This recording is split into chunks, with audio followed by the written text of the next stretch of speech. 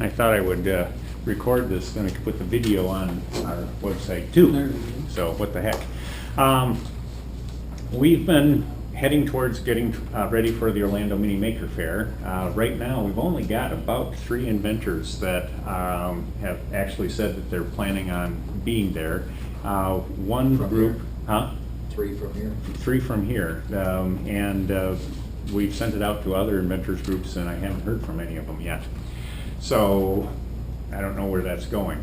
The initial registration is closed, so, but that doesn't mean that you can't go ahead and register. Basically what they did is they wanted to have initial registration, find out how many people came, see if they can find places for it. If they've got more places, then they'll allow more in. So what you need to do is sign up, and then you'll be on their waiting list. And so once they've got the first group organized, then they'll look at the next group and add them in. It is a juried event, which means that they're going to look at what you do and how it helps the makers or the people that are visiting to learn about making. So if you're going to present, you need to present on the basis of telling a story about how you came up with your invention. For instance, your brush. You can talk about the problems that you had, and probably if you've got old prototypes, yeah, if you've got old prototypes, bring them along, because that's what everyone wants to see. Yeah. And you can tell people the story about this one I did this with, and it broke this way, or it didn't do that, or whatever, and explain it to them. And that's what they want to hear. They don't want someone saying you've got to buy this brush. Right, right. So, and they expect 3,000 to 5,000 people to show up. So it's and they're basically, I would say, they're middle to upper middle class type people. So they're not like when we did the library, half the people were there were the bums off the street. So, so this one, you've got a much better demographic. So anyway, one of the best things that you can learn at an event like this is what's wrong with your product, or what's right with your product, or who wants your product.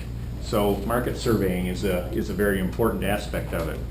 So what we're going to do is look at how to be prepared for a trade show. Then the first question we're going to ask is, why do we go? To get exposure. That's and we want to make connections, establish credentials. In other words, establish ourselves as an expert in whatever it is that we're doing. Increase sales, so a good reason. Gather leads, which is basically increasing sales. Get feedback, that's utmost important. You need to know if your product is going to sell and if you're going to be able to make money with it before you patent it. Technically, I blew it. I've got a patent here and I haven't sold my product. That's the wrong way around. You should have it sold and then the patent issued. So, and also market surveys, more to find out about your product. So let's look at getting exposure.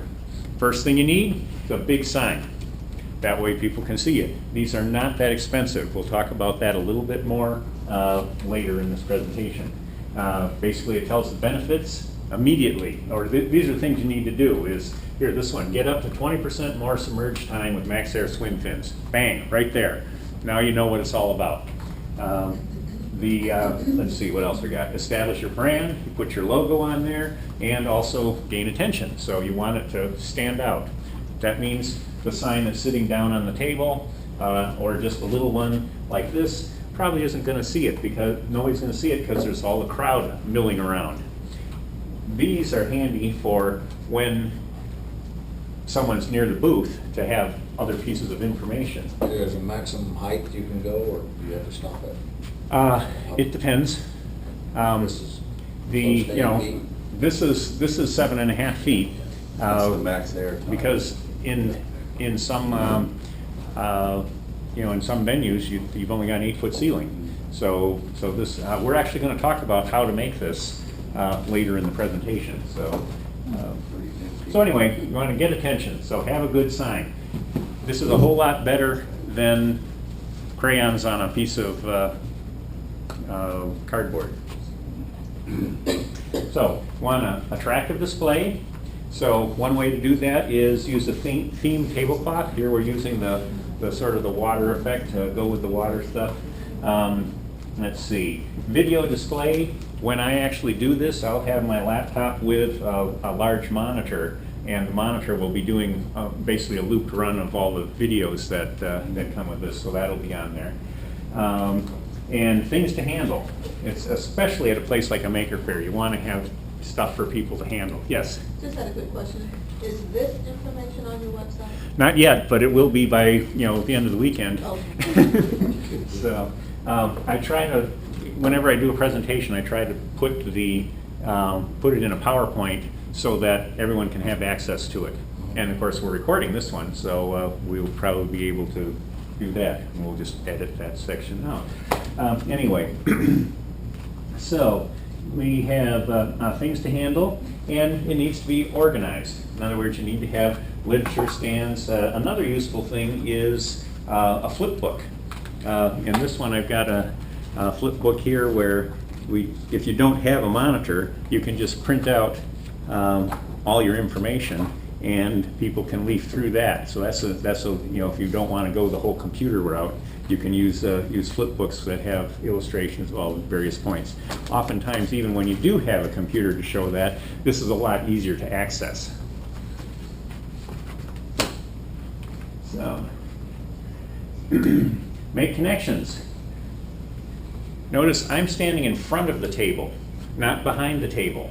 Essentially, when you put the table between you and your customers, you're creating a barrier. So what you want to do is you want to work it out so that you're in front of the table, so you can stand, you can get in their uncomfort zone if you want.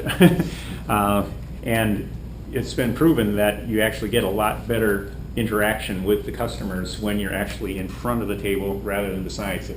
Along those lines, don't sit. If you sit, then the people come up, they're thinking, oh, I don't want to disturb them, make them get up or anything like that. You should just stand, unless, of course, you just can't anymore. But generally what happens when I go to a trade show, I end up standing pretty much all day long. And it works. So use name tags. You have a name tag so that they can sort of fuse your name in there. Notice on this name tag we've got the name and the logo, so create an association there. Make contact with visitors. That's where we're talking about getting in front. Use business cards. You should always have your business cards. You can get almost, I think it's like between 150 and 500 business cards online for like $6. So no one should be without business cards. You should definitely have those, because you can just hand them out like they're free, because they are virtually. If you have a Word program on your computer, you can do envelopes and signs and whatever. Oh yeah, there's all kinds of stuff that you can do on your computer, but that doesn't come out that cheap. No, and ink also. Right, yeah, well, actually, these business cards are just printed off from my computer. And it seems like every time I go somewhere, I have to print more, because I just burn through them so fast. So I got to run a big run. Samples or trinkets. I don't have a good collection of those right here, but it's good to have something to give away. Some little thing that people can take with you. If it's a pen with your name on it, or I'm thinking about I have lots and lots of these thin veins that have broken in one way or another, and I was thinking about slicing those up and sticking the name on them so that people can have those little samples to take away. I've got a whole bucket of them, so might as well make some use of it. Okay, establish credentials. What are you doing there? Well, need professional attire. A great idea is a logo t-shirt, or a golf shirt here. Something that makes it look like you're a real company. These you can get online. You can get them on Snapfish or whatever. There's a whole bunch of places. You just take your logo and upload it, and they send you a shirt. It's about $20, you know. So we are in business to make money. To make money takes money. So there is some cost involved in looking professional, and it involves getting the things to look that way. You dress to match the environment and match the clientele. So if you're going to be outdoors, dress comfortably for outdoors. Indoors, you can look a little more professional. Think about who it is that you're presenting to and how it is you want to present. If I was doing a presentation about my fins at a dive thing, I might do it in baggies, you know, because that way it looks more like I'm a swimmer type of person. So I don't if I do it in a wetsuit because those are really hot. Handouts. So you should have brochures. Here's an example of an Inventors Council brochure. It has all the information about the company. The other one is, and on the brochure, of course, you want to show your experience, sell sheets. If you're doing a product, what you need is a sell sheet. And the sell sheet should have your product on it and the benefits for the customer and the benefits for the manufacturer, because you're probably trying to sell to a manufacturer. The manufacturer also wants to know, if I make these things, what will my customer get out of it, because they're the ones that ultimately end up buying it. So you brief and to the point, one page. A second page can have more detail on it if you want to get into a little bit of the more technical aspects of it. But this is essentially your elevator speech on paper. I normally don't hand these out unless someone's actually expressed a significant interest. The brochures you can hand out to everyone. Okay, increase sales and gather leads. Well, we talked about the sell sheet. And lead sheets, that's another one. You need clipboards. Clipboards for all the things that you need. Lead sheet. Basically, a lead sheet is a sheet that you basically fill in name and address and maybe why they wanted to be contacted. That way, if they don't have a business card, you can get their information. So, let's see. Raffle tickets. Well, that's you can easily pick up a spool of tickets. This is a double ticket, so that you have a stub and a receipt essentially, so you can give them one and they keep the other one. Have drawings about every 2 hours. I guess I don't have that up yet, but you can exchange raffle tickets for information essentially. One way I did it is we've got this. You can win a pair of these contests. It's basically name that fin. So what the contest is if we select your name for these fins, you will get a pair of your own. So basically people have been putting down their names and their email address, because I can't contact them without that.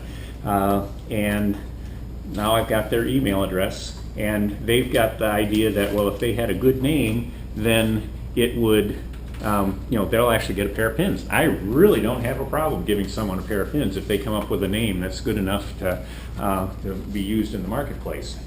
That cost is insignificant. So at the Maker Faire, we're going to use the raffle approach for doing market surveys. Let's see. What the Inventors Council is going to be doing is they're going to be collecting demographics of the attendees, which is just 1, 2, 3, 4, 5, 6 questions that line up with census data. And with that, they'll be issued a ticket. We'll put the ticket number on here. Now any attendee or any one of us exhibitors, all they have to do is look at their ticket number, add that to your own market survey. This is where you figure out what you want to ask. And you put that in, and now they're part of the drawing. You have this demographic information then added to yours without causing them, the guests, to do any more work. So it makes it easy on everyone. So, but you gotta have several of these because you could have 2 or 3 people filling out surveys at the same time. So you need to have lots of clipboards, lots of pens. Always have a bucket of pencils. I'm fortunate because my wife is a school teacher and she's got lots and lots of pencils. Somehow they just seem to make their way to the floor. So, where are we? When you get your contact information, make sure that you actually make that contact. They put their name on there, you need to at least thank them for coming and talking to you. So that's every contact. How many times have you guys called a business and they don't answer the phone? You leave a message and they don't call back. So what do you think? Are they interested in doing business? Not really. Next time you're going to call somebody else. That's the same thing with the lead sheet. If they put their name on the lead sheet, you should call them back. Okay, order sheets. If you are in the position to take orders, have your order sheets there. Yes? Did the Bed Bath & Beyond go someplace in that drawing? Oh, yeah, well this was the other, another way of doing that. This could be the way,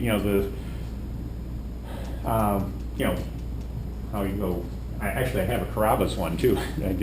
I decided that was a good way to go. I've actually been able to entice people to fill out my surveys by, and I was doing this at a show where there wasn't somebody else gathering the leads or the demographic data for me. So I did it myself, and they'd say, well, why do I need to fill this out? I don't really know anything about that. Well, I'm trying to find out information about all of them. Besides, you could win a Bed Bath & Beyond card. So what's wrong with that?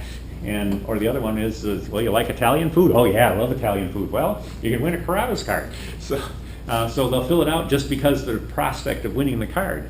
The raffle approach is great because you know exactly how much it's going to cost you to do it.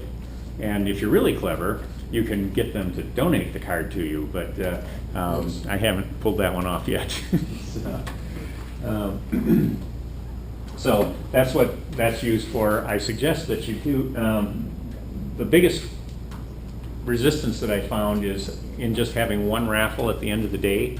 That doesn't work out so well because most people aren't there for the whole day. You are, but they aren't. They're only there for a couple of hours. So I recommend doing a raffle every 2 hours. Then most likely they'll be there for the raffle. The other way to do it, of course, is to do a raffle where you contact them at the end with email, and that way you've got them to collect, you actually get their email addresses. But people are a lot more resistant to doing that. So, get back. So you want to encourage feedback from anyone that comes up. If they come up and talk about your brush and they say, "Why is it black?"